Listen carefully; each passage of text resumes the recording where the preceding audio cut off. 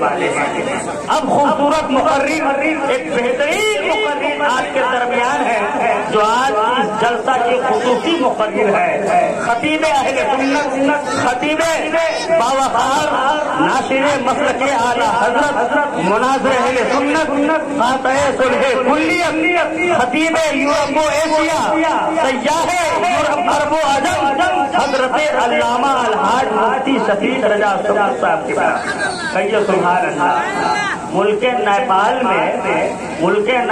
میں جتنی کم عمر میں انہوں نے کئی ملکوں کا سفر کیا ہے، اتنی کم عمر میں کوئی ایسا مقرر نہیں ہے نیپال میں جو اتنے ملکوں کا دورہ کر لیا۔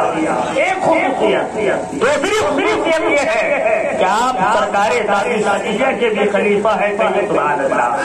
سرکار شہر نیپال کے بھی خلیفہ ہے، سرکار قاضی شہر بنارس کا بھی آپ خلیفہ ہے، بے شمار سلاسل کے بزرگوں کے آپ خلیفہ ہے، بہترین مقرر، بے باک متکلم، لیڈر خطیب اور فصیح و بلیغ مقرر ہے۔ آئیے اس عظیم مقرر کا آپ بہترین لہجے میں استقبال کریں۔ آپ کا استقبال کرنے کا انداز الگ ہونا چاہیے، جس طریقے کا مہمان ہو اسی طریقے کا میزبان بھی ہو اور اسی طریقے کا دسترخوان بھی ہو۔ آئیے استقبال کریں، نعرہ